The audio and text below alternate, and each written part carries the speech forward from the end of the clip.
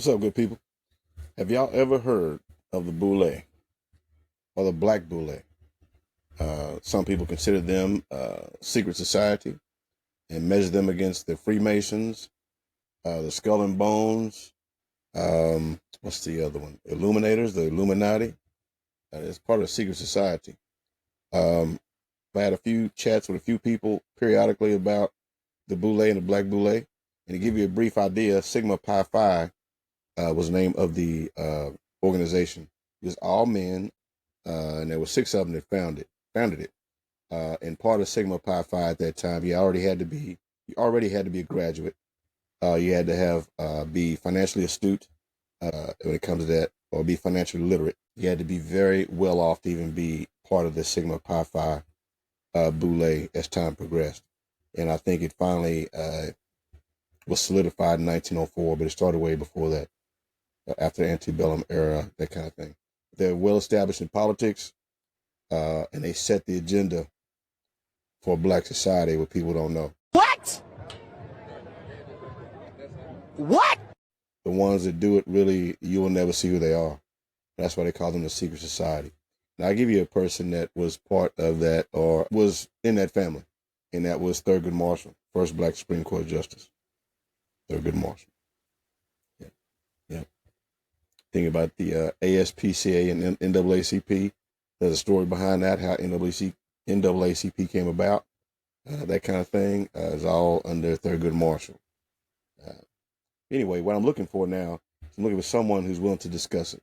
Some people are afraid to discuss it. Some people don't believe in it. I've even heard some people call the Boule members the new Uncle Toms because they are a segue between the common Black folks in America and people that consider themselves elite, politicians and lawyers. A lot of Boule are lawyers. Fast forward till today, the Divine Nine, all those, and no disrespect to any one of them. It's Greek. It's all Greek, which is, raised a lot of questions there. It's all Greek. But some people believe that the Boule are the new Uncle Toms, the current day Uncle Toms. And Uncle Tom, through history, was actually a good person to help the Black people, inform the Black people. But the current term is a derogatory term, or used in a derogatory manner when it comes to Uncle Tom. They feed information or control the Black people in a way that benefits white supremacy, what some people believe. It's kind of a controversial kind of subject. It's something I want to discuss with somebody who's knowledgeable. I'm fairly knowledgeable about it.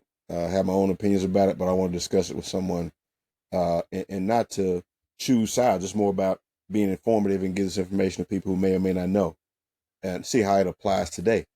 From the Sigma Pi Phi Boule, there were a group called the Talented 10th, and that was 10% of these elite professionals would control the 90% of the Black society, right? Or Black community, or Black people in general. One person who was not part of that was Marcus Garvey. Marcus Garvey was Jamaican. There was no Instagram, no Snapchat, no anything like that during that time, but he was able to assemble, from what they say, up close to 1 million people, and was trying to move them to Liberia to establish their own products and their own rubber. Because rubber is what he was making, what he was developing. All the precious minerals that were in Africa and all the countries that are over in the Middle East, his thoughts were, if they were good enough for them, they should be good enough for us, and we should establish our own. But under W.E.B. Du Bois, during that time, who was part of the Boule, they shut him down. Now, you think from that and move further down the line, you think about people who represented that 90%. They may call themselves Boule. They may think they're part of Boule. Martin Luther King was part of Boule, but he represented the 90% of the common Black people. Malcolm X represented the 90% of the common Black people.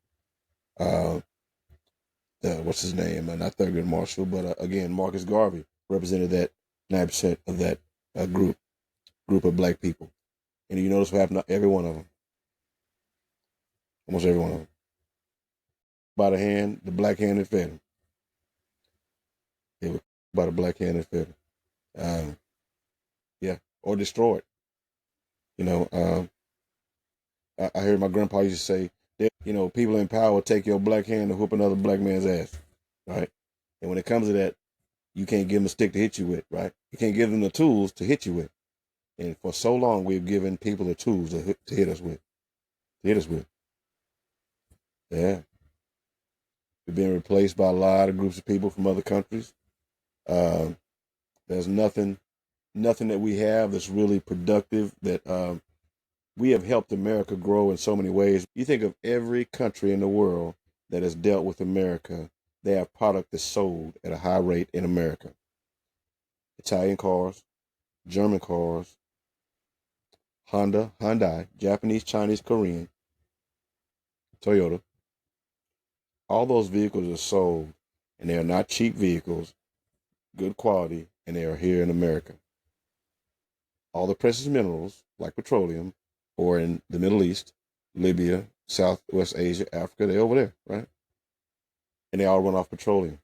Petroleum is a necessity. There's petroleum in everything, but it's in brown and black countries. But we have no African cars. Nothing. Think about it. No African cars.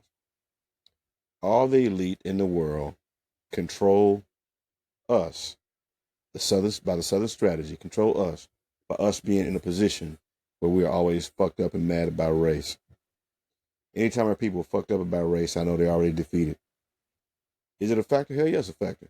Does it exist? Hell yeah, it exists. But it's a matter of overcoming it. When you already talk about it, you make that your excuse for everything you do. I got a problem with it. I really do. Anyway, I would like to invite anyone who's willing to discuss the Black Boule with me, or the Boule, the history of it, who may have a different view from what I've studied and the people I've talked to. Again, we can just discuss it however you would like. But my invitation is here. Put a chat or something in the comments. Say, hey, I'm willing to discuss it or willing to get on the panel. We can do it in person if you're close or close to the Dallas area. Or if you would like to do it, virtually, we can do it that way. Anyway, I'm looking for someone who's willing to discuss it, and open invitation. And I don't care what your race is, black, white, half black, Hispanic, whatever. I'm willing to discuss that. So I want to know more about it, hear other people's views. And my question again is, are the Black Boule the new Uncle Tom? Just ask. Let me know what you think. Peace. The HIV rate is really high, especially in major cities. Two in particular are Atlanta and Houston. And other cities are growing, I'm sure. But I have a way for you to test at home. HIV test, QR code over here. Also have a DNA test. If you want to test a child, like the state of Ohio now has a law where it's a right to know. So before the father can sign the birth certificate, he has to know for sure. So that can only be proven through DNA. So that's another way you can do that. So that's another DNA test that I can give you at home test right here. Check that out. And also for the military people, military members, they have children overseas sometimes. When I was overseas in Japan, there were a lot of Marines, I'm a Marine, that had children that they didn't know were their children. Later on, they found out, hey, I had a child over in Japan, trying to get my child back over to America so they can have a better life. I'm a biological parent, but in that process, they have to prove that they are the biological parent. So you can get that test done yourself right here, that QR code. It's immigration, it's called an immigration DNA test, and that is done for, and I'm putting it out there for military members.